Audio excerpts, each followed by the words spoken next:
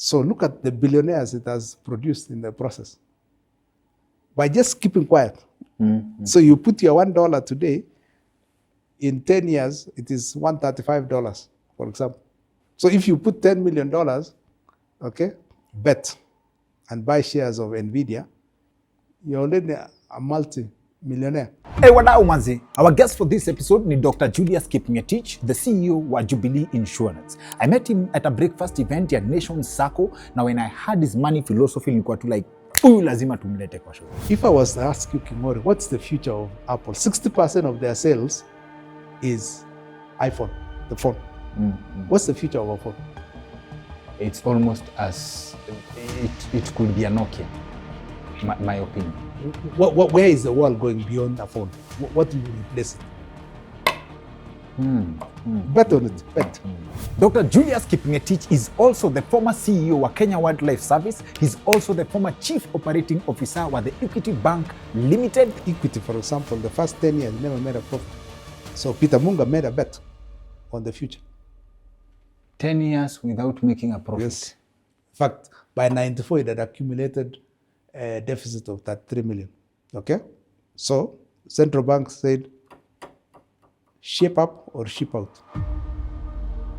In a country where 96% earn less than 100,000, why would you waste 20 million in a dead asset? What's the threshold of money someone should waste in a village asset? Let's allocate it first. Okay? If let's say I earn say 200,000. Yes. The first thing is, am I living in Nairobi adequately? You pay rent, you pay bus fare, you buy food, okay? You pay school fees, okay? All that. So, na tunajuana vizuri sana by now. Any uncle ama mtu ako na unique idea tujakava kwa show, lazima tumlete kwa meza. In 2016, one whole Bitcoin was around 60,000. Yes. Kenya shillings. Last I checked, it was between 7 million to...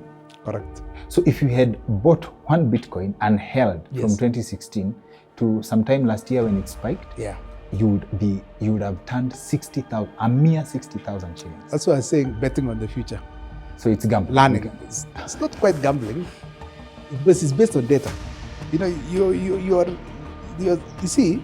I'm your host, Dr. King'ori, and this right is another reason to hit subscribe and turn on the notifications bell. Na kama umesha subscribe, this is another reason to stay subscribed to our channel. Na kabla episode yetu ianze, mtu yote anataka kuomoka hapo nje sasa. Niko sure there's a phrase umesikia watu wakithrow around, there will be signs.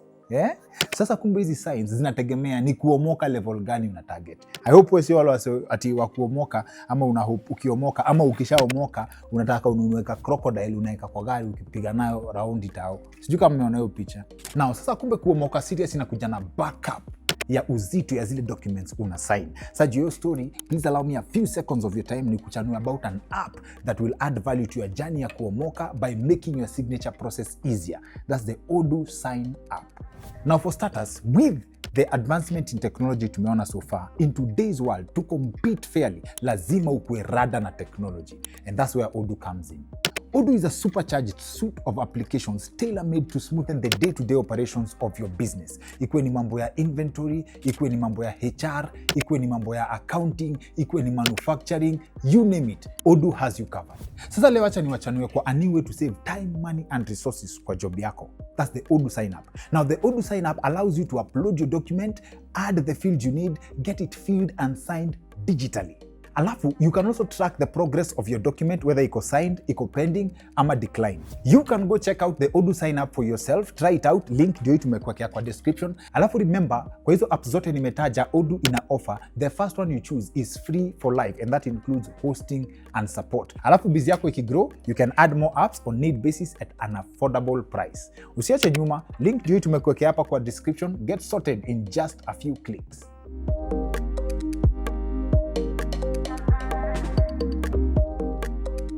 What is GDP? You need to ask her. GDP is an output which is measured in money called income. Okay? Okay. So, how do you encourage people to produce? Is if there is clear reward and that my effort will be rewarded. Yes. So if you'd ask young people today, what would they say?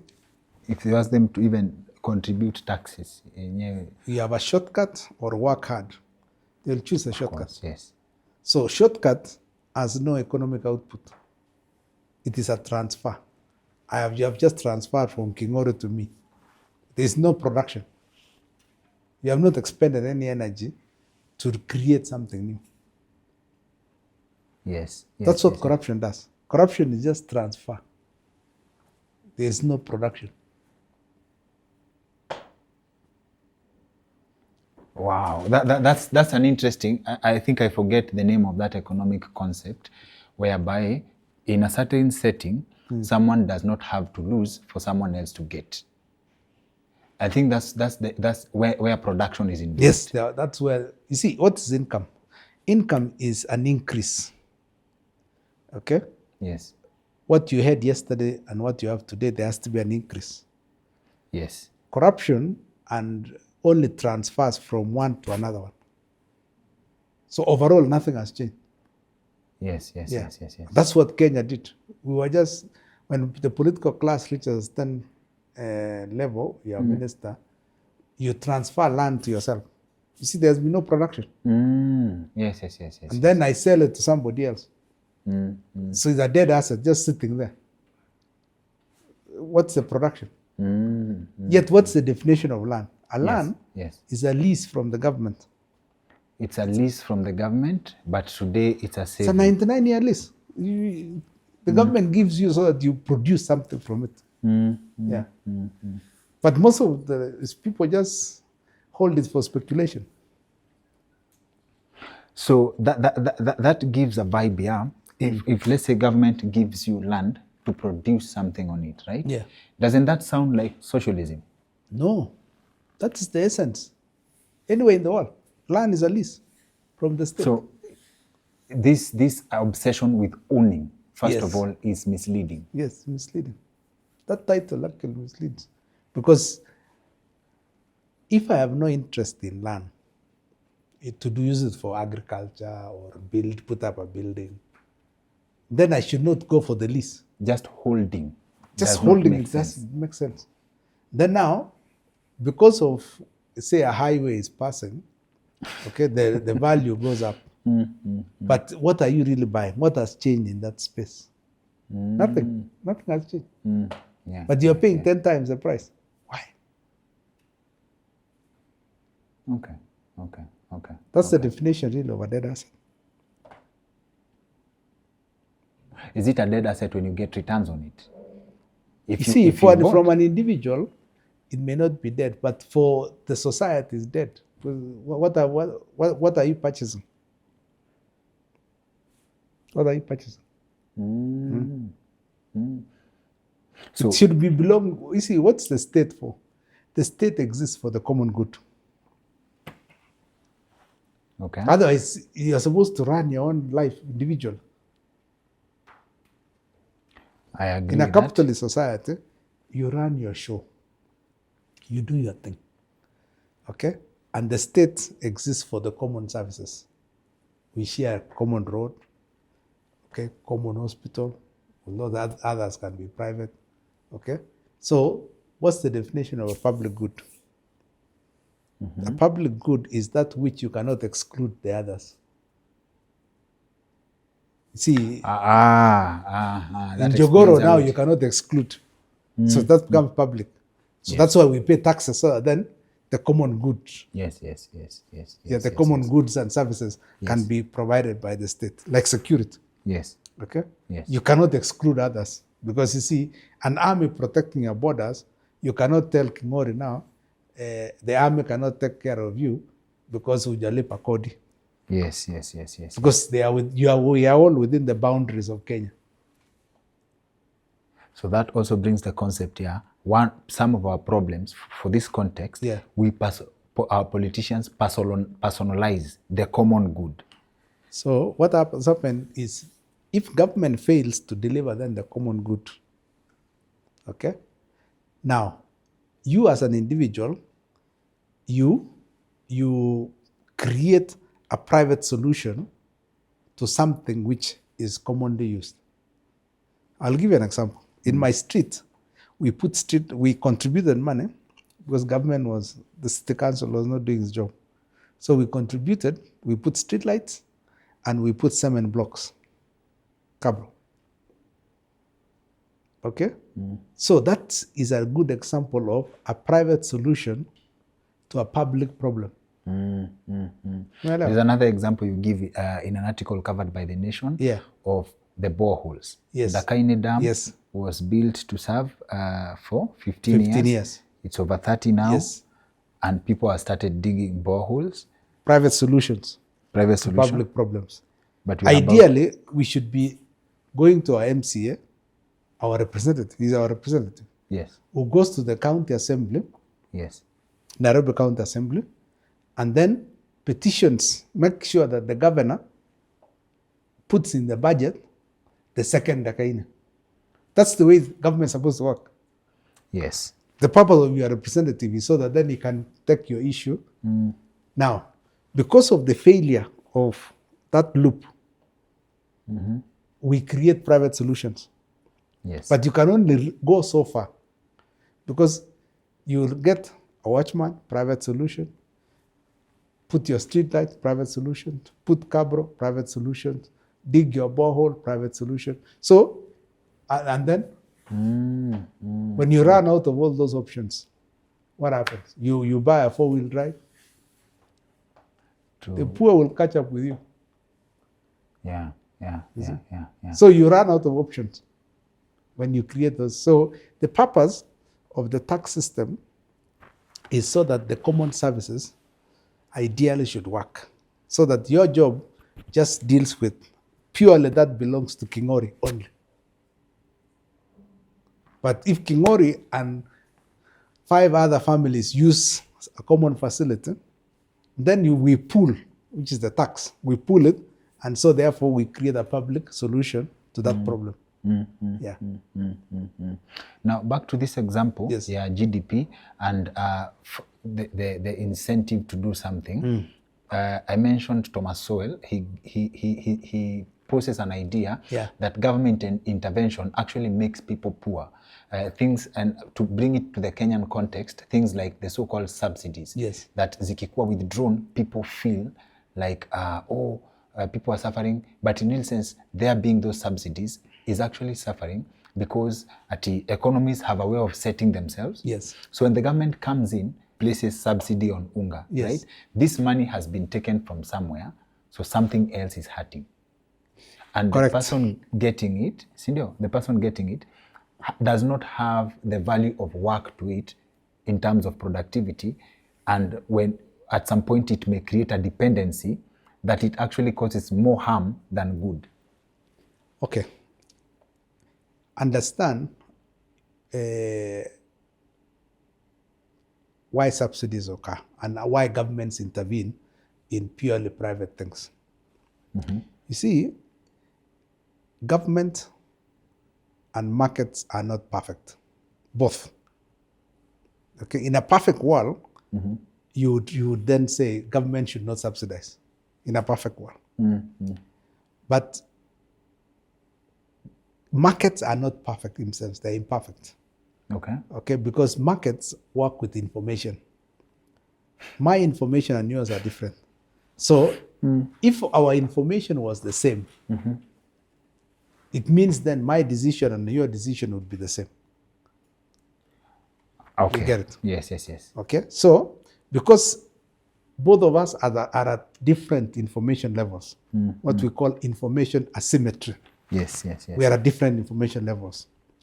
Now, because government wants to make sure that those who have less information are not brutalized by those who have information. So they intervene in markets. They do market intervention. Yes. So subsidies are market intervention, because you will find somebody who would probably by circumstance, probably doesn't have enough food. Okay? In a pure market system, it becomes survival for the fittest. Yes. But survival for the fittest makes society look brutal. Right. So instead of now going that way, we can say, I will pay tax. In a perfect market, actually, you shouldn't pay tax. So, but now I pay tax, so then government can make interventions in an imperfect market. That is the whole essence of that intervention. But the intervention should never be permanent. The purpose of any intervention is to enable that person to outgrow. Yeah. So if, for example, we are subsidizing food, we need to ask ourselves, how do we enable this guy in the next few years produce his own food or earn enough income to actually produce their own food. Then sasa now, I understand that. Intervention. Yes. But let me give another example of intervention. Yes. To make sure to protect people from a brutal market. Yes. When government intervenes, yes, and evidence has been given, that when the government intervenes, say for rent controls, yes, they say rent will not go past this place. You find that the value of property shoots because people do not get the incentive to build more, right? So when they don't get the incentive to build more, over a period of time, property becomes unaffordable. Even rent becomes unaffordable. Yes. But then when the market is left to reset, as more people build, the market balances such that more and more people can afford homes, so you don't even need to put controls. Yes. Right? And then it's a difference between monopoly, from my understanding, monopoly and competition. When the government, when we say markets are not perfect, I feel like they may not be perfect because of the government. If the government puts in proper checks for proper competition, ethical competition, we shouldn't be talking about imperfect market, and then we level the playing field. Okay. You see, earlier on we talked about Singapore. Yes. Singapore had what you would call clever government. Yes. Okay, brilliant people. Yes. Managing the common services. It is very important, any government, to have brilliant people, because to manage the commons is very important. Yes. And how the commons intervene in markets. Okay. Now, markets are driven by information. It's information. Yes. Okay? But you and me know that information does not spread evenly in the population. So you'll find others have less information, so the quality of decisions they make is much poorer. Yes, yes, yes. So therefore, it's always in the interest of government, okay, to push education. Yeah. Now, the most educated citizens in the world are Singaporeans. Yes. Yeah. So when Lee Kuan Yew was doing that, he knew that you improve the quality of decision making significantly.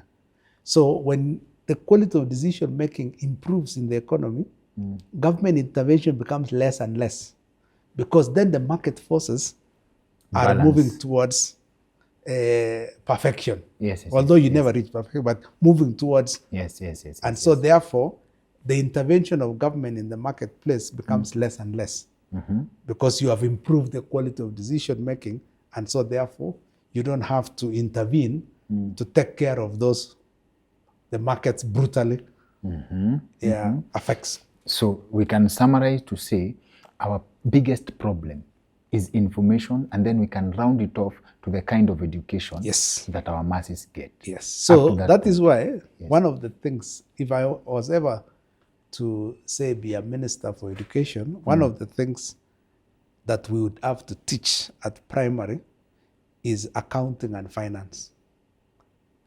Some basic literacy in accounting and finance is very important.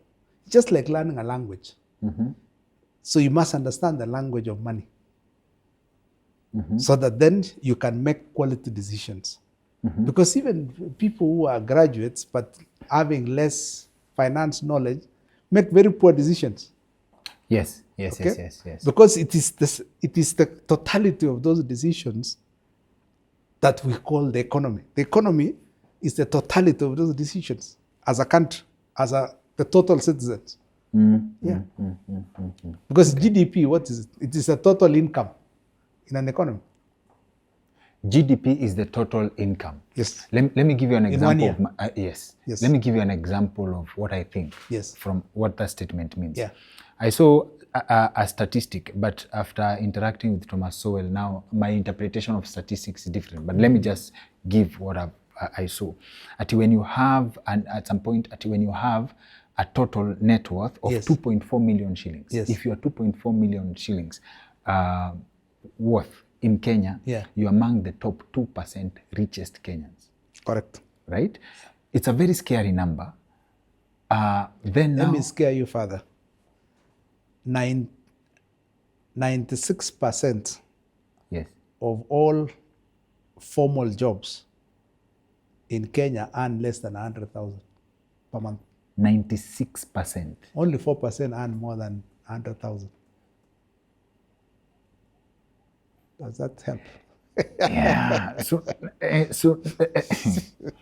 And in the 4%, yes, there's a few who earn 100,000. Yes. But sasa to bring the averages higher, the ones who earn high, tena is a different, small percentage.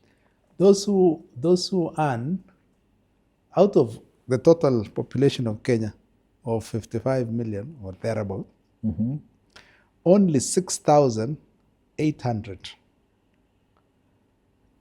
have a total income of $1 million in a year. Only 6,800. Does that help you? That is individuals. Yes. That's now 6,800 individuals. That is too insignificant to measure in percentage. Yes. So what's the difference between if we had, let's say, 96% Kenyans earning over 100,000 yes, versus an economy flooded with money? Ile inflation, everybody has money. You see, yes. What is inflation? Inflation is a general price increase, okay, caused by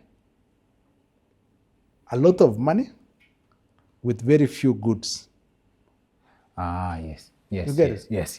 So it means, therefore, a failure in monetary policy where you're expanding money and it's not matched by expansion in goods and services. Understood. Yeah. So that mismatch is what drives the price up. Understood. That's what inflation is. And I think we can also attribute that to the thing you said, like corruption is transfer. Yes. The people who have money cannot attribute it to production. Yeah, there's no production. Yes. So that's why you create an environment where there's fewer production and a lot of money. Yes. So we cannot escape production. And production is key to everything. And now the incentive. Yeah. So that is why in economics, among the first lessons in economics, you are taught are the factors of production. What are the factors of production? Yes. It's always land, labor, capital. Now we have added others. Information as a factor of production, entrepreneurship as a factor of production. Yes. So economies are expanding. What are the things that make production grow in the economy? Okay. So every leader, every manager must ensure there's production. If there's no production, you die.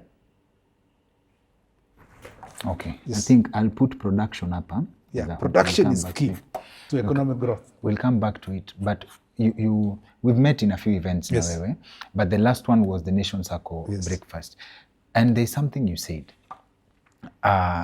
It is possible for Kenyans to pool resources to fund infrastructure projects and keep the money in-house. Yes. Is that even possible if only 4%, and I'll say 4% of Kenyans will come close to what I would call disposable income in terms of investment? How would we pull this off? Building, like we Kenyans, ordinary Kenyans, investing in an expressway instead of giving it abroad. First of all, let's accept we are one of the most unequal countries in the world. I think we are in top 5, unequal. The difference between the rich and the poor. Okay. It was largely brought about by corruption. Yes. And 2, the failure of the tax system. So the failure of the tax system. Okay. What's a tax? A tax is a levy on production. Ah, okay.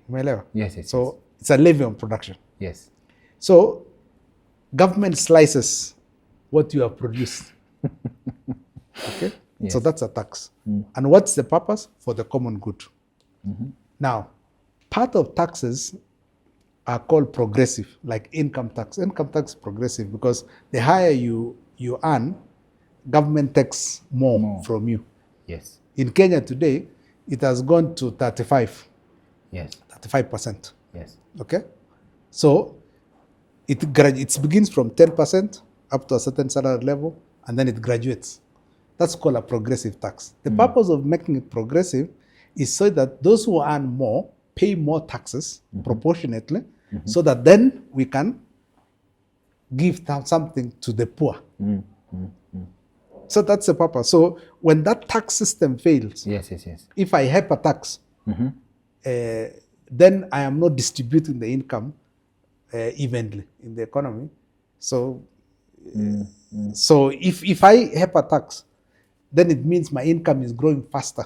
So that's why that inequality. And then, of course, corruption. Because if somebody steals and gets away with it, for me who is working hard, it takes me years to catch up. Or even ever, I don't catch up even. So we need to make sure that there's production, that resources are used productively. So to your question about pooling resources, if you ask yourself, if Zuckerberg, the owner of Facebook, was in Kenya, he wouldn't have been what he is. Because of the way capital is organized in Kenya, it's totally different from the way capital is organized in America. You see, they have more developed stock markets. Okay? Yes. Capital markets, it's the same. Okay? So, in America, it is easy to go to New York Stock Exchange with an idea and raise capital. They have built trust over time. Raise capital, okay, in huge quantities and build an idea. Elon Musk is a South African. He went to America largely because he had all these ideas and he knew he could not raise that kind of money to experiment all these ideas. Tesla, SpaceX, Starlink, what. He has all sorts of ideas. That money that he used to create all those ideas to flourish came from other people's savings. Yes. Okay. He went to the stock market, he raised, sold shares, and then people buy those shares and then fund this idea. Okay. So the state of development of capital markets becomes very important, because then you can go to a stock market, raise capital, okay, and you build on your idea.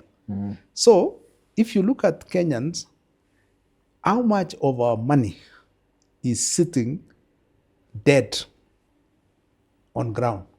How many Kenyans have land? That's money just sitting dead. How many are doing crops which are not profitable, like maize, sitting dead?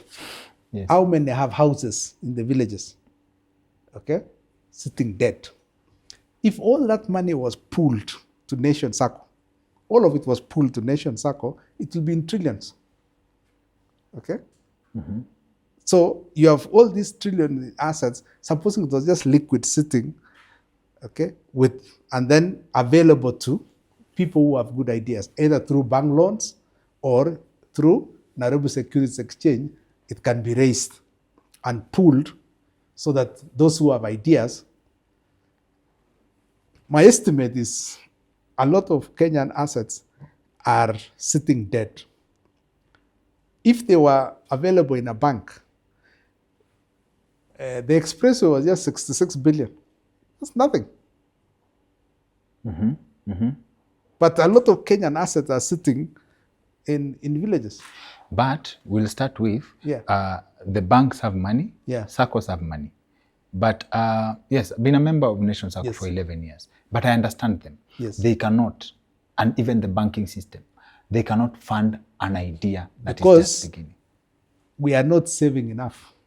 Remember when I was there, I said, according to central bank data, our savings rate is 12% of GDP. So ask yourself, where is the other 88 going? 12% of GDP. Yes. So 12% of national income on average is saved by Kenyans. Where is the other 88 going? It's going to expenditure. Because you either save or you spend. Yes. Yeah, only those two. So the 88 is going to expenditure. Where is that expenditure? Buying land, planting maize, building a house. Let's tumalizane na history ya maize kwanza, Yeah. because it pains you so much. land sitting idle, Yeah. na maize. Yes. Mind ilikufanyia nini? Because you said if you plant maize, and this was a very strong statement, if you plant less than 1,000 acres of maize, you're wasting your time. It's not profitable. It's not profitable. It's not profitable. So it's like borrowing money on land. 1,000 acres. That's very many sacks of maize. Yes. Correct. Still not profitable. Not profitable. Why is that? Don't you benefit from the margins of pushing volumes?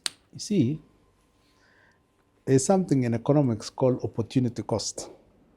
Opportunity cost is if you do something, what was the alternative? Then you compare the two. Then you say, I did X, and so the opportunity cost is what was the alternative? Okay? So if you produce maize and you run at a loss, with the same income, what was the alternative? The alternative was to put money in an infrastructure bond and get 18%. Why would you make an irrational decision? To plant maize. Correct. Why would you make that decision? Or coffee. Coffee has a higher return. Why didn't you plant? On the same land, why didn't you plant coffee? Or macadamia? Or avocados? Or keep some cows? All those are opportunity costs. Or not farming in general, Yeah. just farming products that do not give a return. Yes, because you see, the other thing is a lot of the people who have income sit here in Nairobi. So they are the ones who supply the fertilizer, the plowing, the planting, the weeding, all those. Okay? Yes. So you sit here in Nairobi and you become a telephone farmer. I saw fire with that one. Yes. You see? So because I am working for Jubilee Insurance, I don't have the time to supervise a farm. I'm not even a farmer. I have the capital, but I then plant maize. First of all, I'm not a maize farmer. But you're diversifying. Yes. Okay. The more rational decision, remember I told you about information, the more rational decision is I look at all the options. Then I say, yeah, maize gives me a return of, say, 0%. I have an infrastructure bond. Kenya government wants to borrow at 18%. What's a more rational decision? Is to lend money to Kenya government at 18. Then, in that way, we make our economy efficient. The more rational decisions citizens make, the more efficient you are making the economy, allocate capital correctly. But other people have argued that the decisions like the government buying the bonds at the 18%, that is the government borrowing from the local economy, that is what straps and the cash flow in Kenya, and that's what actually makes money so expensive in Kenya. In economics, why would you be sympathetic?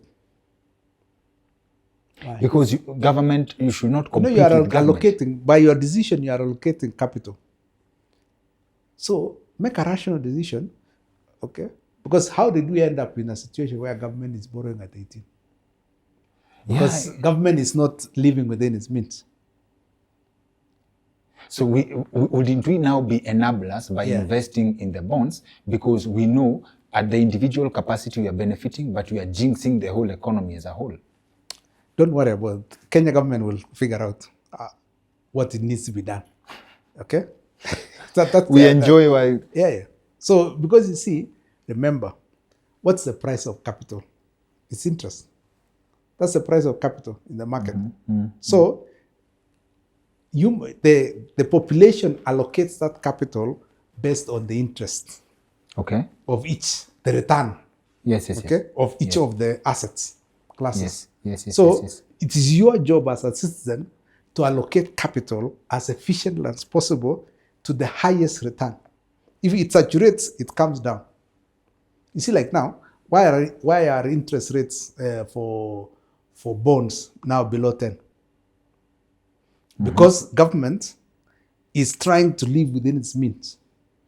So the price of money then drops. So, but those who bought it at 18, you are punishing government for it. It's their problem. So we allocate capital efficiently. So in America, 60% of the population, remember they have a population of 320 million. 60% of the population own shares in the stock market. So they are able to pool. So in Kenya, we have the most developed circles in Africa. But we need now to think bigger and say, at a savings rate of 12%, let's go for even the aspirational rate in Vision 2030 of 30. Can you imagine if we have 3 times the current savings? It means we tighten expenditure. And the areas for me where we tighten expenditure are in these dead assets. Assets that are giving you way below market price. So why should you go for assets that are not giving you the return? Yet in the same economy, there are other asset classes that are giving you very good return.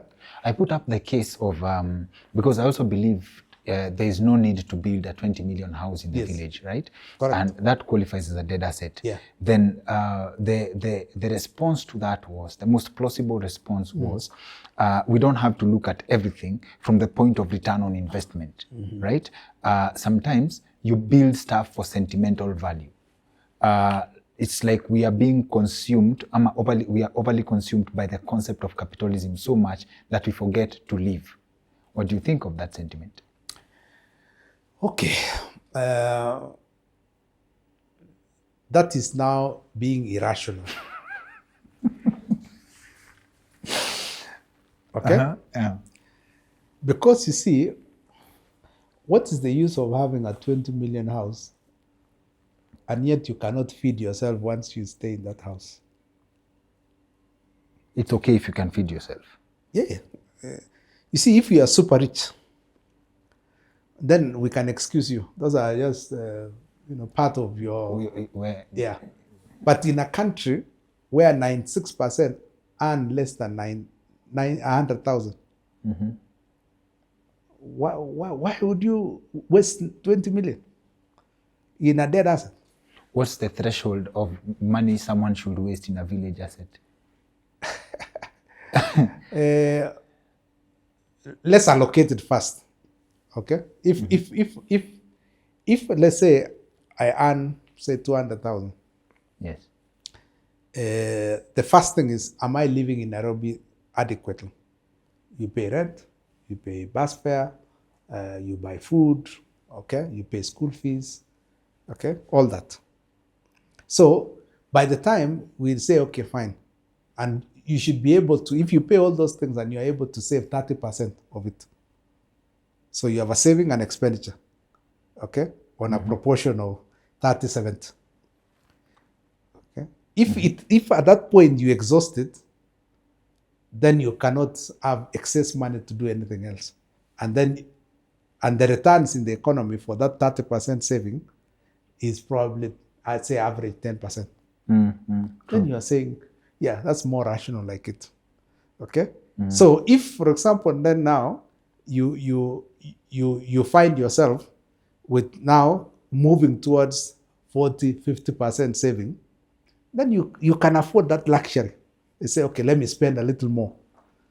But economists generally, and that was the thinking behind Vision 2030, is that every citizen should aim at saving 30% of their income, annual income. Yes, yes, okay, and then use it now, put it in the highest return asset in the economy. Then that's being rational, highest return asset. Then now, if you save more than 30%, then you can afford a little luxury. Because you see, how many times do you go to a house in the village? Probably 2-3 times in a year, if you're a little farther. Okay? So Airbnb exists now. So you're like, okay, I can stay in an Airbnb, okay? And in any case, if you say, okay, if you reach the age of 55, you are retiring in the next 5 years. You have invested this money all along. Then you say, okay, my final retirement home is Bungoma. Then now you sit and say, okay, I have invested all this money, it has earned me interest. You can build a house in 3 months. Now you're building a house that fits the purpose when you're actually living there. Yes, when you're going to live there. Rather than saying, let me put a house in the village at the age of 30, because when I reach the age of 60, I will retire and sit there. That's being irrational. Yani, the figure, the working figure you pitched, first of all, has just given me, I've just gotten an impression of how impractical saving 30% is. Because at 200,000, I believe around 60 goes to government in tax, 30%. No, probably 32 there. Yeah. 30%. Yeah. It's 30%, it's around 60K. Yeah. Yes. So you have 140. Yes. So if you have 140, if you want to save another 30%, assuming you're saving 30% on the gross, so it's another 60. Yes, another 60. So you now have 80 remaining for everything else. For everything else. Yes. So you need to ask yourself, where do I live? Where do I live? Where does my child go to fit that 80? Ukiongeza child umemaliza mtu hapo, because so that's why I'm saying, if you are that guy earning 200,000, why would you then plant maize, knowing you are not getting a return? Yet, if you had even 10,000 you are saving, okay, you pull it in a circle, and the circle pays you 12. I'm sure Nation Circle pays you 12. 11 for on average, yes. 11. So why wouldn't you put in Nation Circle, it gives you 11, rather than planting maize, and then you don't get anything in return? You're lucky to get 6%. 6% is too generous. What did maize do to you? Me, I have a problem with watermelon. What did maize do to you? Nothing. I have no problem with maize. It's just as a good example because I grew up in the maize area. So at Kenya being, ugali being a staple food in Kenya does not qualify for the demand for maize. Because we talk about we import maize, it's not even enough. Let me tell you, whenever you are planting food crops, every government in the world suppresses food prices.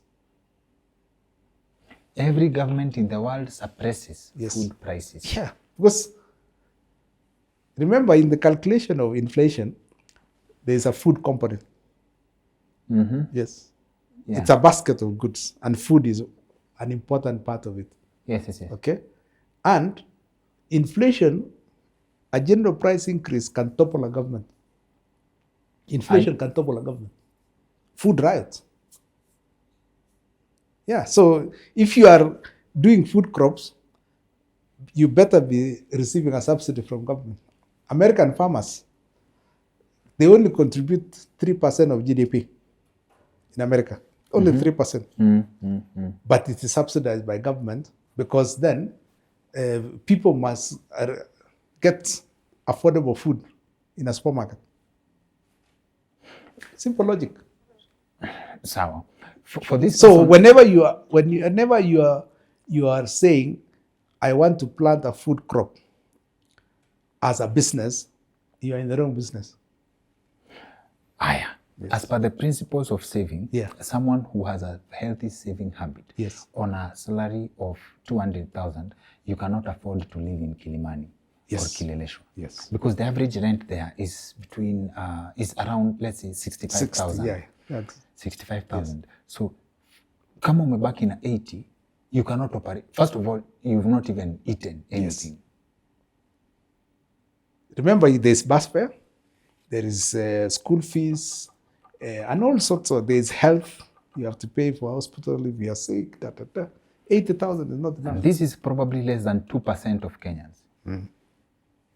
So we have what economists call a very high dependency ratio.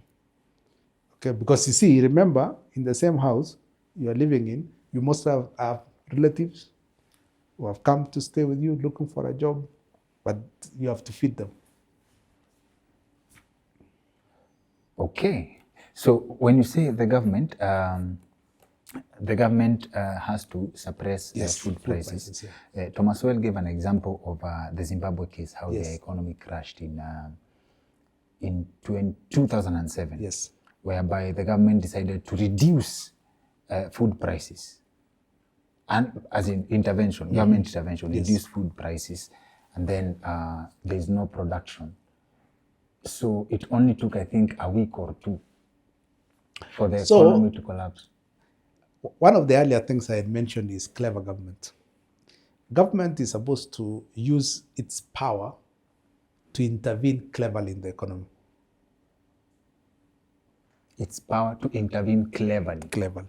That's a very clever intervention. Okay? Because remember, the primary driver of the economy is a profit motive. That's a primary driver. My decisions in the economy is determined by, if I invest here, it will be profitable. You now understand why I say the language of money must be taught for every citizen. Yes, yes, yes. Because each of them makes financial decisions. You make budgets in the house all the time. So if you don't have budgeting skills, then you will make irrational decisions. So an improvement of rationality is if people understand the language of money and how to make profit. Okay. That's what drives the economy, production. It has to be a profit motive. That's what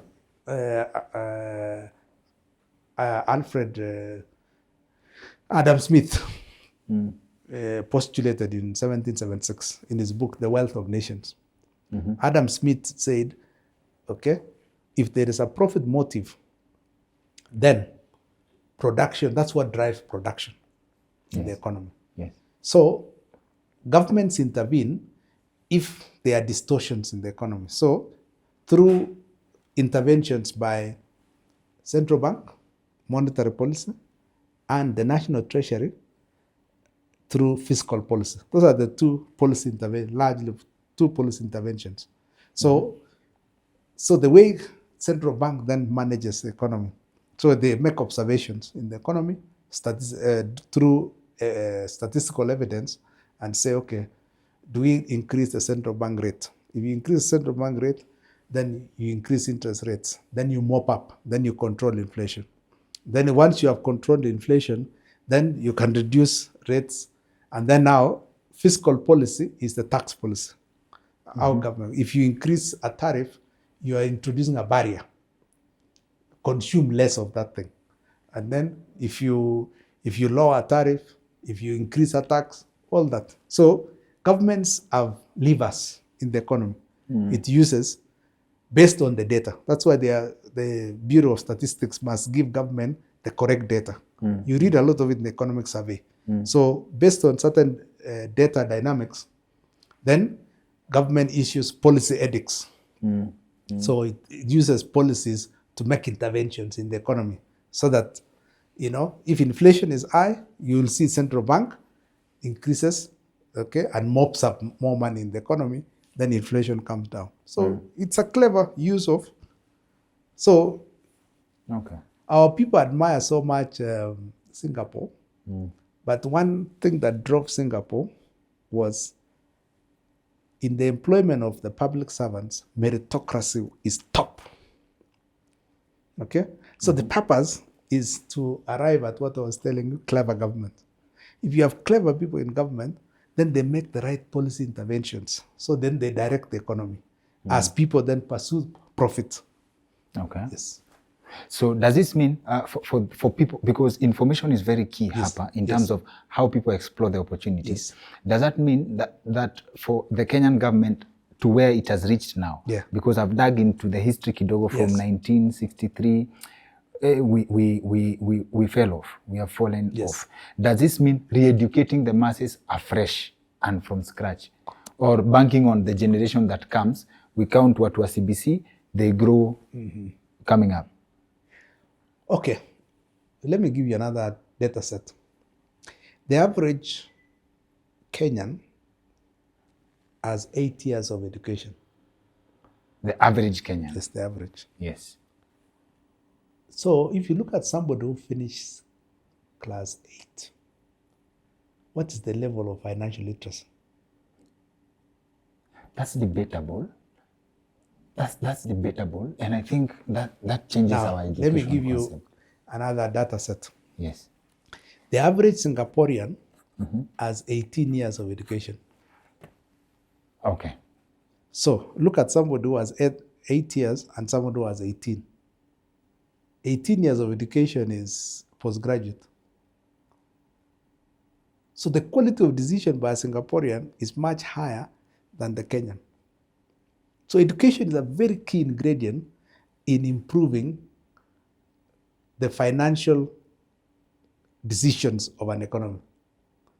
Because then, if you improve literacy, and I saw this in Equity Bank. I was in the board for 12 years. MasterCard Foundation sponsored a financial literacy program. Okay? It was a 12-week program. In that 12 weeks, we were teaching our customers how to, what the basics of finance, how to budget, how to calculate interest, all those things. 12-week course. Now, for those who had gone through the program, they are delinquents. Delinquents is default rate. The default rate, dropped by 40%. Just by learning how money how many decisions are made. So it was good evidence. It was very clear, good evidence that financial literacy works. If you increase the knowledge, people use that knowledge to make very good decisions. Very nice. Yes. So I support your idea of introducing financial literacy from early education, because in this conversation you earlier said that you may find, and this is very true, people who've even graduated in finance courses. But when it comes to dealing with money, there's a problem, right? But then you find people who quit school in early class 3. We have a member of parliament who's been accused of dropping out somewhere, mahali katikati. But he's for him, his case, he's one of the sharpest minds I've interacted with when it comes to planning money. When you dig into his history, multiplication, you understand? And there's a few cases as such. Definitely in statistical theory, there are outliers. You will find outliers. But look at where the majority is normal come. That's where you look at the majority. Occasionally, of course, you'll find outliers. Which is they are too few to make an impact in the economy. So you'll find probably someone never went to school, but very sharp. But that's very rare. The general population is where you need to be looking at. Allah. Interesting. So now, when we say like that's the numbers. That's what the numbers look like in Kenya. Right. But then you see, only 4. Is it to say like only 4% of Kenyans are living that? Because when you come out and you see the kind of cars people drive, the houses people build, that's only 4% of Kenyans. Because when I did that, math is scary. Of someone earning 200,000, if you save, even if you don't save, that 30% is around. If you save 60K a month, in 1 year, that's around 720,000. What can you do with 720,000? At when it comes to investment, there are very few, like there are opportunities that actually can give you proper return without exploiting people, that you'll get money. Correct. But if you're just saving and it is your money, 720,000, it takes time before you start feeling the value of that return. And in terms of return from, I believe you will subscribe to the concept of holding, you would need around 15 years in terms of compounding interest for you to start feeling like you have money. Yes. But you have people who are not even 5 years in employment. They're not even earning that 200,000, but they're living large. Okay. Probably it's because of media. We highlight those few. What we don't see are those who are suffering, because we don't highlight them. Let me give you an example of examinations for Form 4, okay, and how the media highlights. In every examination, out of roughly 800,000 children that sit for Form 4, sometimes even 1 million, it's around there. I'm going to get A's. Just I'll be shocked if it's more than 1,000. Okay, so it varies. Yes. There was a time, the late Magoha, when he was chairman of National Examination Council, declared only 141. There were only 141 A's. 100, like 141 A's.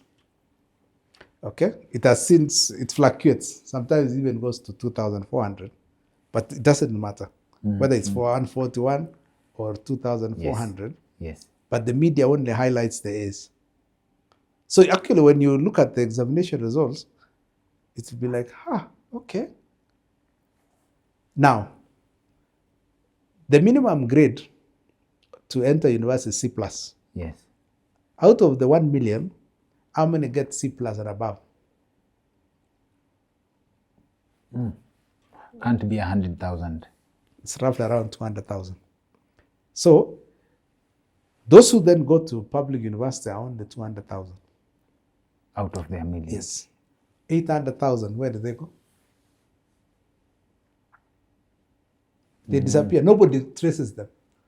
It's the same thing with the richness. We only highlight, okay, somebody you see a Range Rover. How many Range Rovers are there? Just look at statistics for cars. The vendor for Range Rover, I don't think they sell more than 100 Range Rovers in a year. But it's because our mind is socialized to look at those seemingly successful. Yeah. We don't look at those who are suffering. That's the thing. For example, in the whole country, how many watchmen do we have? 700,000. Okay? They are part of that 3.2 million KRA register, those who are employed. So that 96%, you find the watchman class are part of it. Yes. Those who receive a salary. Yes. Now, we have not included, for example, maids, because maids don't have a pay slip, so KRA has no view of them. But supposing we were to put them there, their salary is 8,000, 10,000, 15, they're above. So it's actually very tough. So what we would then ask is, how do we make sure that whatever saving that they make actually benefits them? Now, if you look at the success of money market funds, where is that money coming from? If you look at the growth, it has grown in the last 5 years. Money markets have grown dramatically. Okay, where is that money being pulled from? It's being pulled from savings accounts in banks. Because I think 96% of all bank accounts, 96% are below 500,000.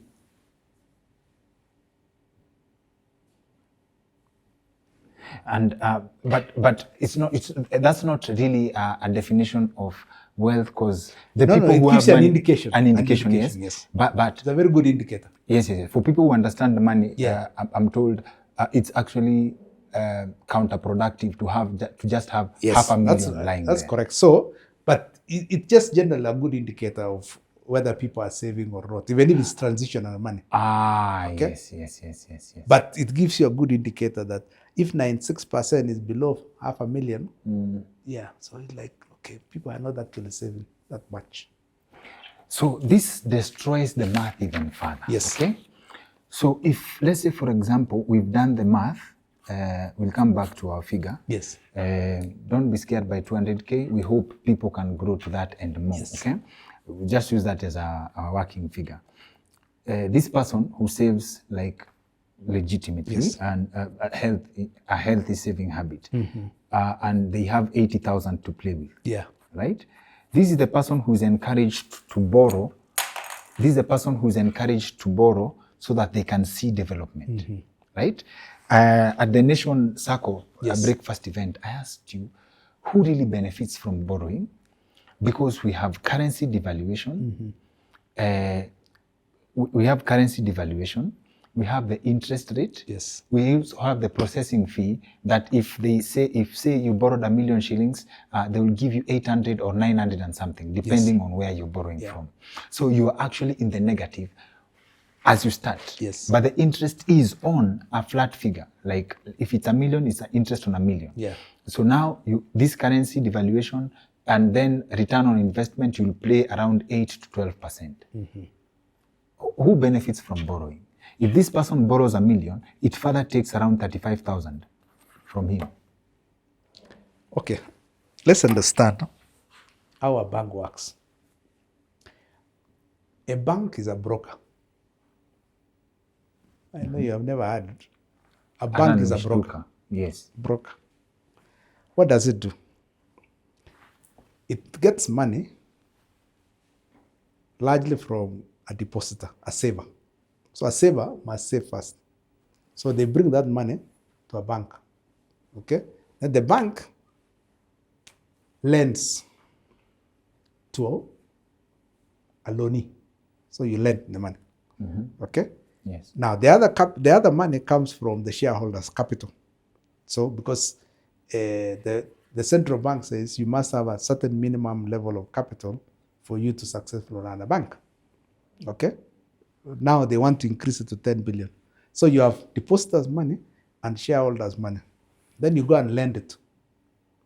Okay? Because shareholder money is putting skin in the game. Then now you lend it to the loanees. Okay? So that's how a bank works. So a bank doesn't have literal money of its own. No. It just gets a commission for doing that transaction. Yes. Yes. So that is the role of a bank. Now, how does a bank price the loan? It prices the loan based on the cost of the deposit. You see, when I come to Kipng'etich Bank, okay, I want a certain return on my savings. So I price it. I say, I'm willing to give you at this price, that deposit. Okay? If you don't pay me, I take it elsewhere. So my mind now scouts around for the best deal. So if Kipng'etich Bank does not give me what I want, then I'll take it to Treasury. Bills. I lend it to the government. Yes. It will pay me 18. Or I put in a money market fund. It will pay me 11 or something. Or a SACCO. Yes. So Kipng'etich Bank must be competitive. So I lend that money. Now, the shareholders are expecting a return on their investment. Yes. So that's also the price. That return is the price of their capital. Yes. No, so when I'm lending, I have now to load. That interest is the loading that you put on the price of money that you borrowed, and then the additional. I have to pay Kipng'etich, the CEO. I have to pay the staff. I have to pay the rent. So all the expenses now are loaded on top. Then there are risk factors. Okay? there's a cost of default. I have to put it in that price. So that's why I was telling you in that forum, the interest rate that you lend at is the market price of the money. Yes. Which includes all the costs, okay? And hopefully the risk of default. So all that is already factored into the price of the money. Understood. Yes, so therefore, whenever you say, if King'ori Bank is lending at 22, it has taken care of all the costs. Okay? And it's adjudged that at that price, you'll make a profit and give a good return to the owner of the bank, the shareholder. But for the bank side, that is covered. Yes. But now for you, how do you beat the market standard rate of return? Because I believe that settles somewhere without exploitation. Yeah. Because if you borrow at 22, yes, right, inamaanisha you also need to load your profit on this 22%. Yes. Right? Yeah. So if you're selling a product, it means you cannot, if you're selling a product, let's say, for example, this glass. Yes. Right? And you bought this glass at 100 shillings. And this 100 shillings is 122%. Right? Correct. It's 122%. Yes. So for you to make a profit, you have to sell it at 150. Yes. For you to have something on top. Yes. So you are also a broker. So it's a broker on top of a broker. Yes. So that you can be able to pay this. Yes. Right? But then now, in terms of market competition, yes, right? If you are competing with, and I'm told this really hurts what real estate, the Chinese companies who have cheap money from the government yes, of China, where they're actually getting loans of up to 4% per annum. Then they bring that capital here, and where you're operating with capital at 22%, you are never beating the market. Correct. Understand? You cannot operate without exploitation. You cannot sell this to someone at 150. Yes. Someone who has their own money will beat you at the market. So therefore, one of the principles of economics is free entry and exit from the market. Okay. It is competition. If you make poor decisions, okay. In King'ori Bank, you pay the price. The market will punish you. Yes. Okay. So if, for example, after loading all the costs plus my profit margin, I am lending at, say, 30%. Yes. And my competitor is lending at 22. It means that one lending at 22 is more efficient. Yes. Okay? So that one at 22 will survive, and me lending at 30 will not survive. That's the nature of the game. Survival for the fittest. Yeah, for the banks, yes. Yeah. For the banks, yes. Yes. Then, for what reason? Tukirudi kwa huyu jamaa wetu, yes, who earns 200k and they want to upgrade their lifestyle. They want to live better. They want to invest, okay? Kenya does not have the option of investing in terms of shares per se. The structures are not there. Yeah. They are not stable, right? And the only option is the bank. Who should borrow to invest? Because investment in this case, we've seen that you have to load up the bank's interest, the margins that was there, because if you borrow $1 million, it's not 22% of the 850,000 you received. It's 22% or on $1 million. So that means you're on the negative. Yes. It could actually, when you do the math, it could actually be realistically, you're borrowing at between 30 to 40%. Yes. Probably, right? So this is just on paper because they're not counting the transaction fee. Yes. So if you load this, right, there is no investment that gives you, in this country, that gives you a 60% return on investment. Correct. Me, I stand to be corrected. Yeah. So does this then qualify that the Kenyan economy cannot support borrowing to invest? You can say yes. If at those interest rates, then literally you can't survive, because your finance costs will put you out of business. So that is the essence of capitalism, where we say, let capital find its way, okay, to the cheapest source. So if, for example, you're in Kenya, people go to international markets. Okay, you can get a dollar loan, so in another currency where the interest rates are not too high. Okay, the Chinese are subsidized by their own government. Yes. Okay, so when they come here, they get cheaper loans. Okay, it means those loans, where are they coming from? Their own savings back home. Remember, the Chinese are the highest savers in the world. Ah, yes. As we are struggling at 12%, yes, them they are at 55. Yes. 55% of their income they save. Okay? And then also they have accumulated this capital or these savings over a long period of time. So they have huge savings. Remember, $3 trillion of Chinese savings is in US Treasury bills. They are the biggest buyers of US Treasury bills. Oh, that's why they talk of the US owes China. Yeah. $3 trillion. So you have to look for money globally that is cheapest. Now we're in a world where there's free flow of capital. There are no more restrictions of foreign what. So I would urge Kenyans, if you find borrowing from Kenya too expensive, think abroad. Think of borrowing in another currency and do the maths until you find an optimal point where you say, I would rather borrow this. You see, for example, anybody who is exporting and earning money in dollars, I would rather you get loans in dollars. Then it helps you in managing currency risk. Yes. So you have to, and that's why this financial literacy story is very important. Because then you appreciate that you can actually look for money around the world and where it's cheapest. Okay. Yes. Okay.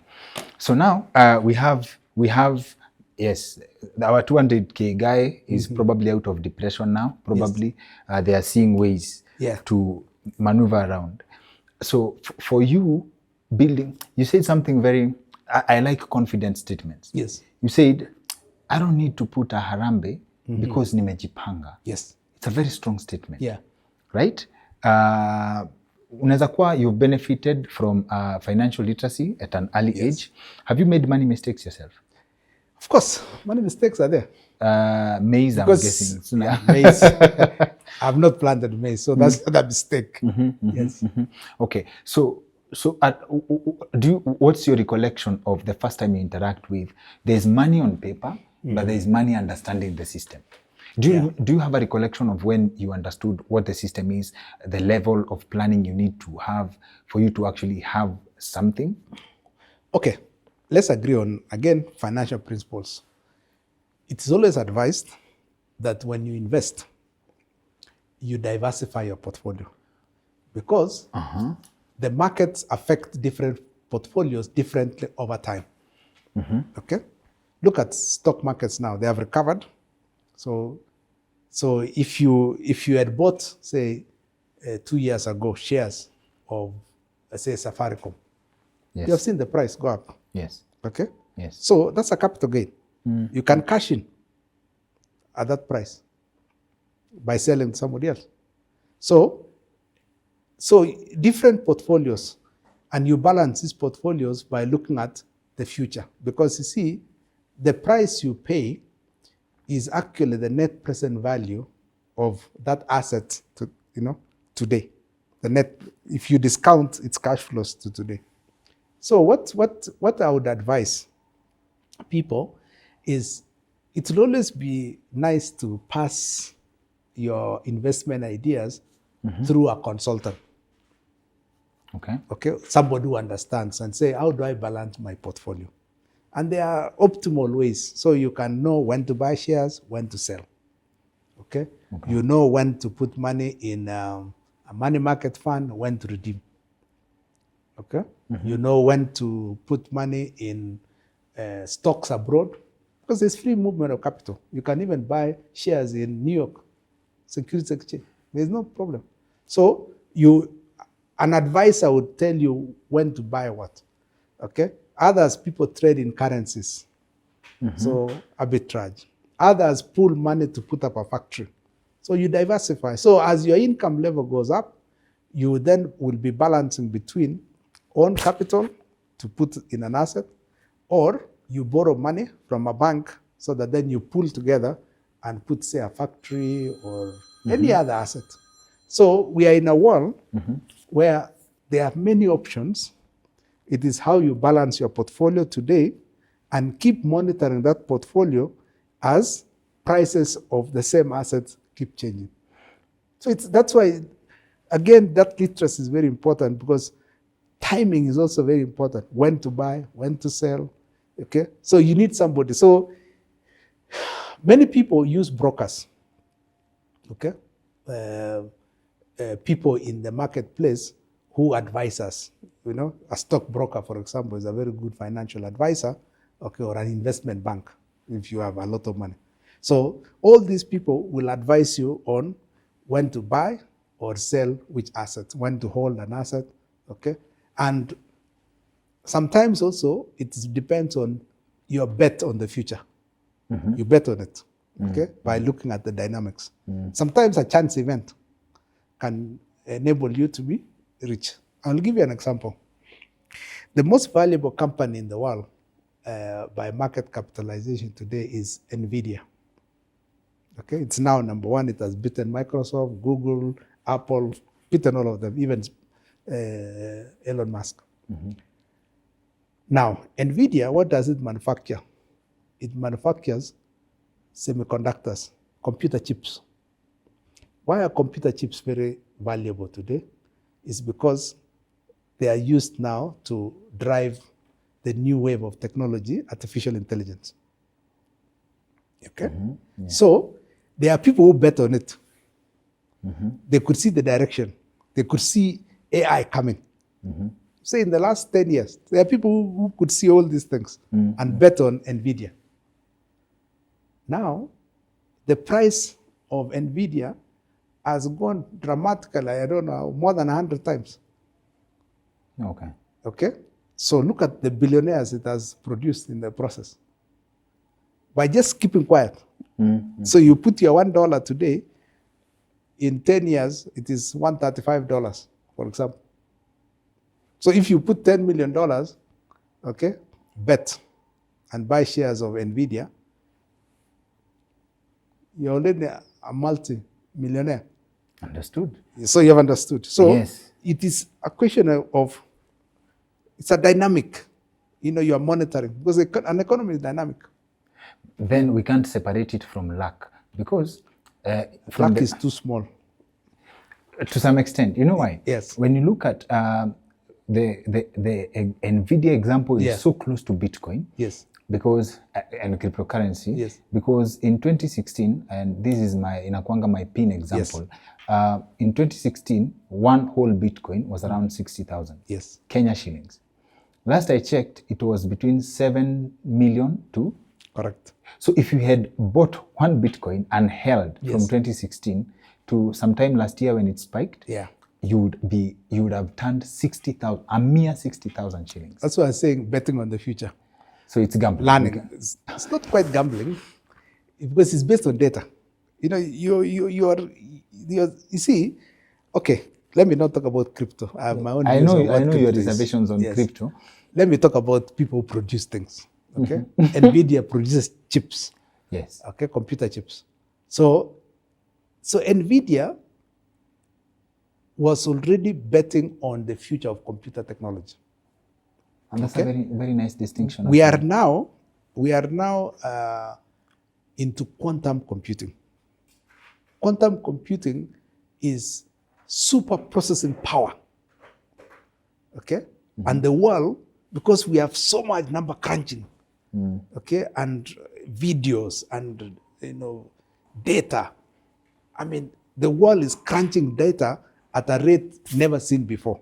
So that's why you need supercomputers. That's why NVIDIA comes in. So those who bet on how the future will behave, they got it. I get it. Okay. For example, let's look at, say, then Apple. Okay, let's look at Apple. If I was to ask you, King'ori, what's the future of Apple? 60% of their sales is iPhone, the phone. What's the future of a phone? It's almost as, it could be a Nokia. My opinion. Where is the world going beyond a phone? What will replace it? Bet on it. Bet. One, the chip, a smaller device, probably something that could be embedded to... So that's why they have watches and the rest. Yes, yes, okay? yes. But beyond that, let me challenge you today. What will happen the day my brain frequency and yours, we discover it so that we don't need an intervention? So I read your mind and you read mine. Witchcraft now.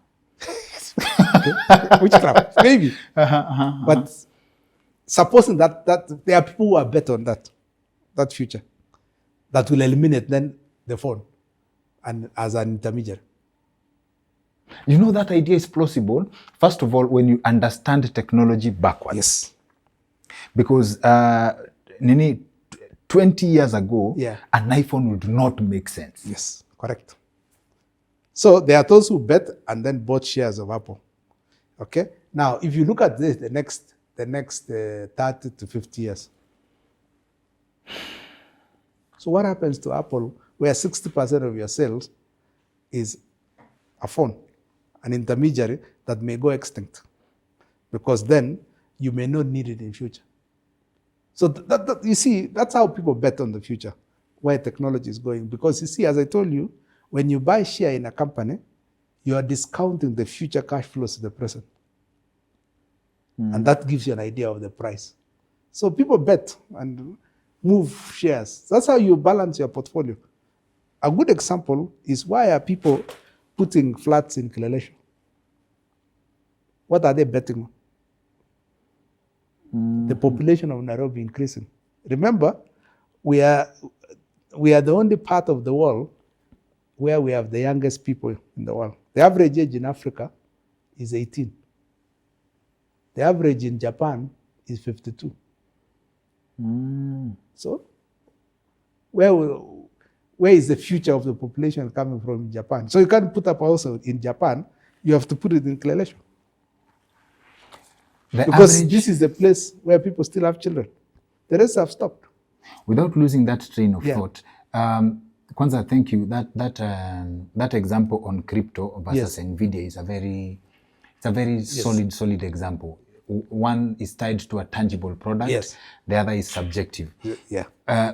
Japan, the population is average age is 52. Yes. So you could argue that they focus so much on productivity and at the expense of reproduction. So Africa focused so much on reproduction at the expense of productivity, because when you really think about it, Yes. there's no other explanation how they only have a majority as the aging population, versus us having young people as a majority of the population. Yes. So could that be why what is holding us back? If you look at Japanese economy, it has tanked for the last 30 years. It has not grown. Because there is no domestic demand. Everybody, you see, every household has a fridge. So if you are producing fridges, who will buy? Unless you export it. Yeah, but there's a market outside. Yes, in correct. fact, you yourself say that if you export, you actually have Yes, more. correct. So Japan's economy is growing largely from exports, not domestic demand. Which is better. Which is better. Yes. Which is better. So, but you see, if you look at how many cars they sell in America, they are competing with American companies. So but the population of so that's why the 300 economy is not million. growing.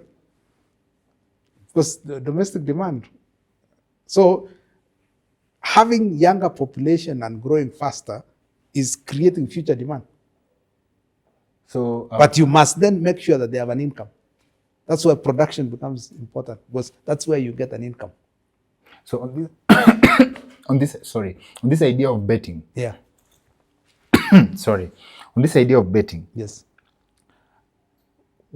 This would look like elite advice. Yes. For people who have access to disposable income to start looking for ideas. Yeah. So what's the advice for the average Kenyan who earns 50,000? Do they have access to bet on the market?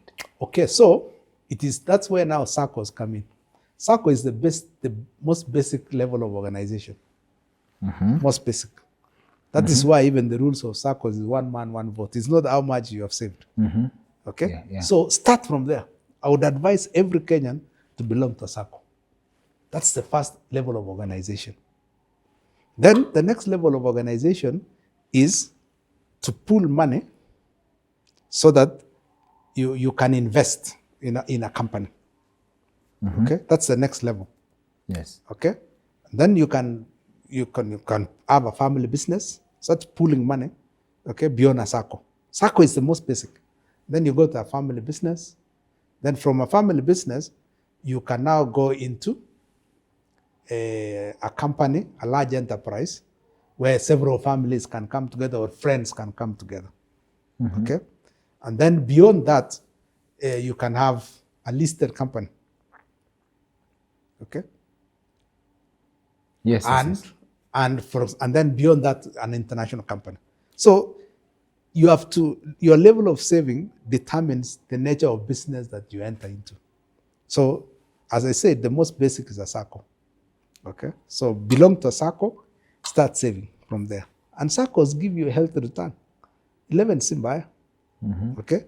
Then as things grow, you might say, okay, our SACCO is now big enough. What do? You can buy a bank. That's what Mwalimu SACCO did. They bought Spirebank. Okay? It didn't work out, but for me, the reward is the effort. They tried. Probably they didn't do the maths correctly, or just some circumstances changed. But there was a thought process for them to have reached that level. So you buy a company. Okay? And so SACCOs are, in my view, the most basic organization of grassroots in Kenya. If every member of every Kenyan of adult age, so Kenyans of adult age probably are around 25 million. Yeah, those over 18. If for each of them, immediately you do a small business, run a kiosk, or whatever you're doing, you belong to a SACCO, we begin the savings process, the journey. And then you minimize expenditure.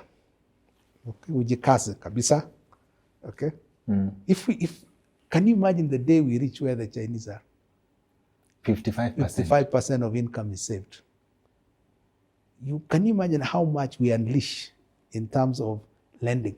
Because when you save, it's available to be lent. You can lend it to government to put infrastructure, or you can lend it to private sector to create industries. Okay? And then we then tell our people, please, as you grow bigger, organize your capital better. Then from that, you can now lend money to people with big ideas. The Elon Musks of Kenya, the Zuckerbergs of Kenya. They will emerge because then they know that there's capital that is available in the economy. Going by that philosophy, yeah, our person earning 200K, yeah, saving 55%, yeah, they would have to save 110,000. Like if you want to go the Chinese way, if you go hard, yeah, you save 110,000. Correct. Then if you save 110,000, you give the government what belongs to government, 60. Yes. You have 30,000 to play with.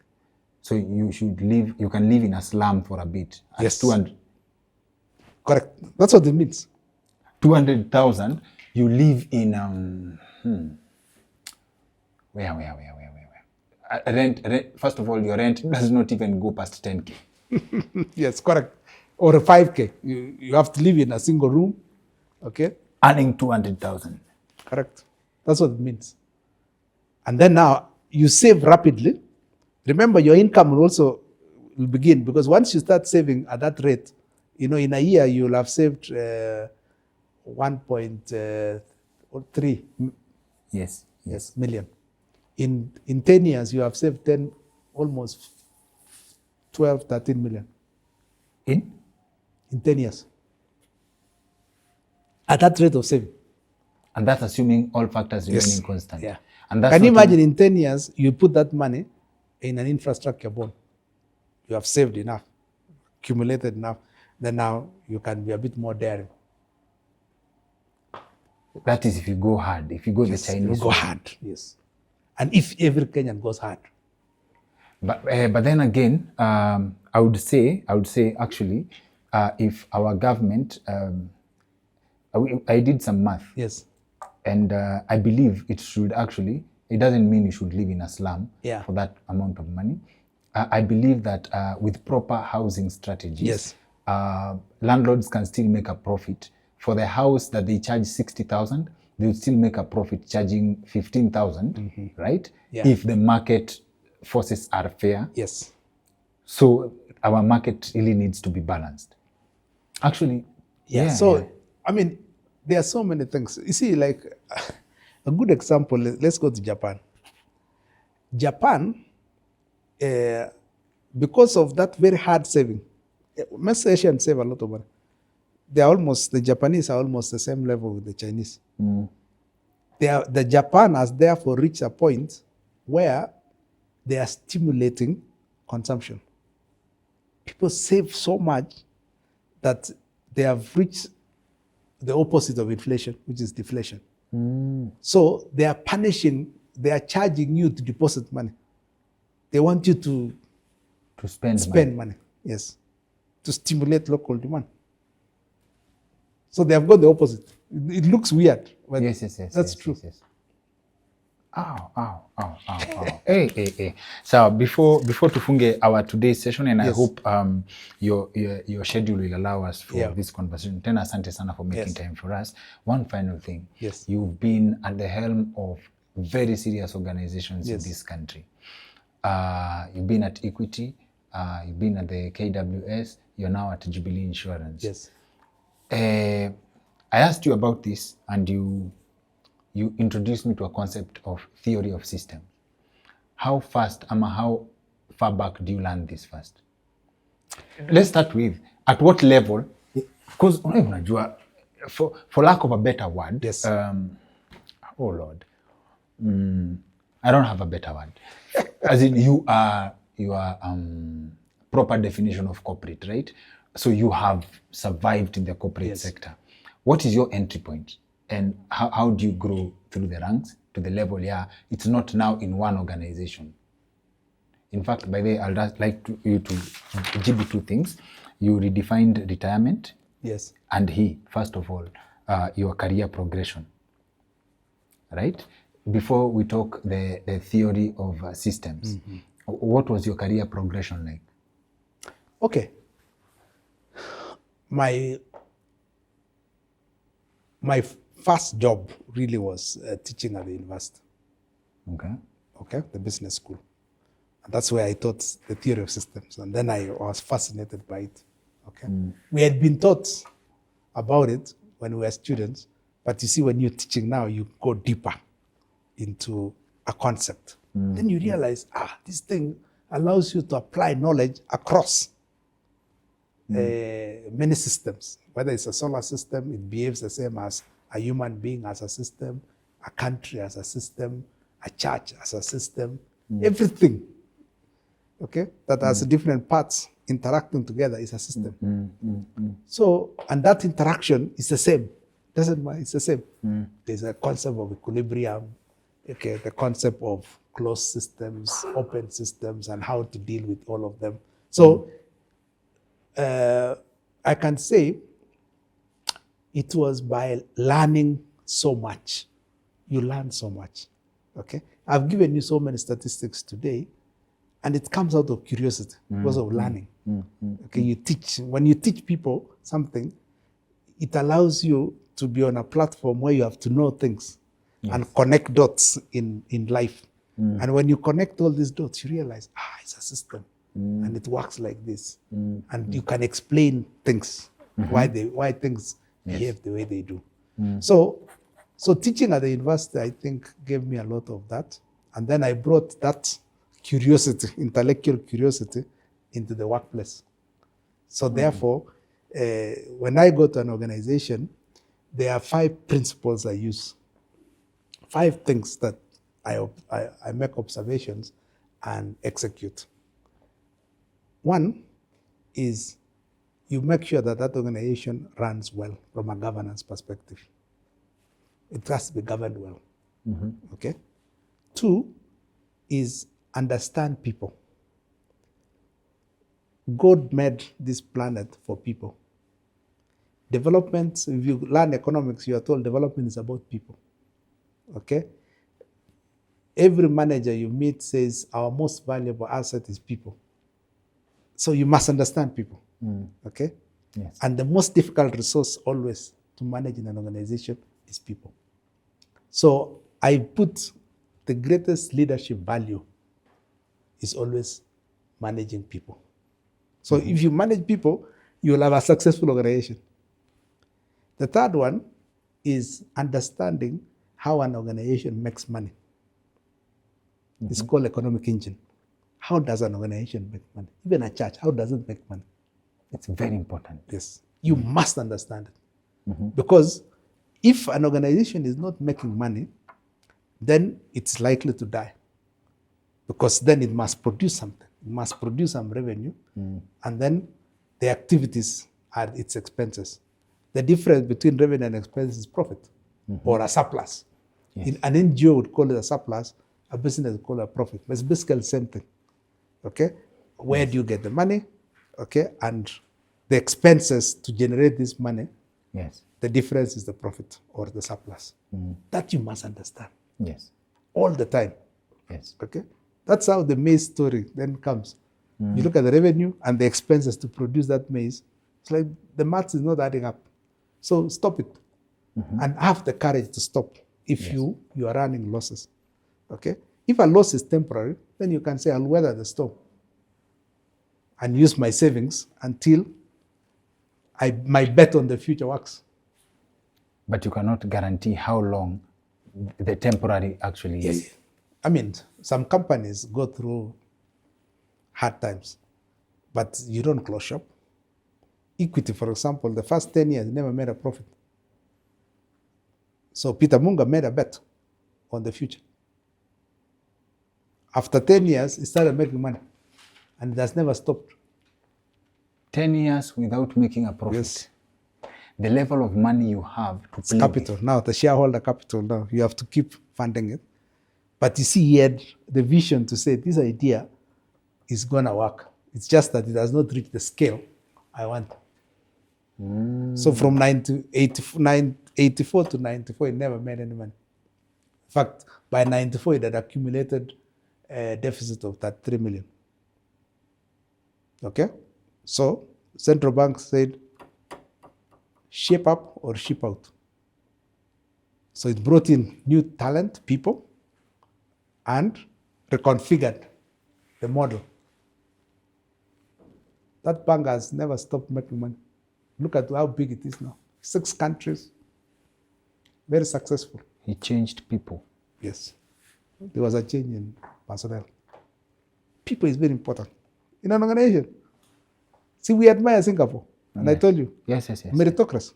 Yes. The minute you bring talent, took off. A good idea can be made or brought down by the people you choose. You choose. Very important. Then, the fourth one is how you use technology. The technology is an enabler in a business. How you cleverly use technology will determine the successful companies and the non-successful ones. We are in an era of technology. Yeah. You have to be a very smart user of technology. It cuts your costs significantly. So always, all the time, be a very smart user of technology. Okay? And then the fifth one is manage your organization's brand. The brand. Brand is a perception. But reality and perception must be as close as possible. Because if you improve perception and reality is too far behind, the market will know. You'll not survive. Yeah, that you are just PR. Yes. No. Perception and reality must be very close together, and they are moving in the same direction. That's what a brand is. I mean, if you look at, say, a brand like Coke, it's a company which has existed for around 140 years. So they have built this image of what soda can do. So it's very important you must build an organization. And the chief carrier of an organization's brand is the CEO. It's the CEO. So make sure you protect, okay? And the long-lasting brand of an organization is its character. Okay? Its character. You can do PR. PR is just smoothing the deep core of the character of the organization. I advise companies, the character of an organization revolves largely around being ethical.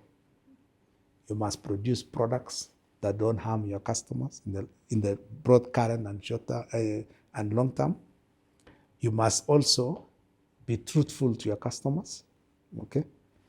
Then you live longer. You must always align your products to what the market wants. So everything is driven by the customers.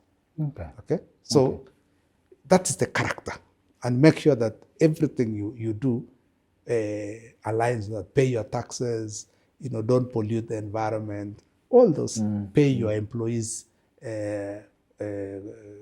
proper wages. All that is being ethical. If you develop the image of the organization around very strong character, you will live for generations.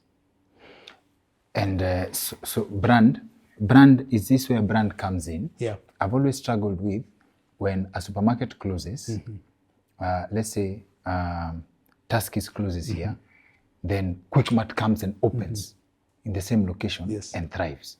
Okay? You have experience in that sector. You led Uchumi as a supermarket. Is this where brand comes in? Because by the way, you had a very short The challenge was, Uchumi was not the brand. They had a strong brand. The challenge was the first one, governance. It was a governance question. Yes. Okay. Yeah. Okay. Because if the organization is not led properly, its governance structures are poorly structured, then leads to theft and integrity issues. Survive. So all these factors must align. All those 5 things must always work together as a system. They must work together. You apply all of them simultaneously. Okay. Yeah. Okay. So tukifunga, concept of retirement. Yeah. In this idea of going hard on saving so that you can build leverage to bargain within the market, in the extreme, we go with the Chinese, 55%. So this is towards how close you want to bring your retirement, if the concept of retirement exists. Okay. You either go Chinese or you either go Vision 2030, 30%, whichever number you go with. One thing that you must appreciate is income will be moving up and down, depending on the economic circumstance, moves up and down. Okay? Your lifestyle should not follow your income. Your lifestyle should not follow your income. Should not follow your income. Because income can rise, it can fall. Okay? Yes. But your lifestyle should be like this, fairly constant and increasing. So improving in a constant way. Constant or slightly? Yeah, no, even if it is moving in an upward trajectory, it has to be always constant. Below the oscillation. Yes, so that follow the average of the oscillation. Yes, you follow the average of the oscillation. So when your income suddenly rises, don't change your lifestyle. Okay? Yeah, that's what save. Because one day, the rules of nature, it will fall. So when the day it falls, you have enough saving. So you even out your lifestyle. You ride out that wave. You ride out the wave. So that's the first principle.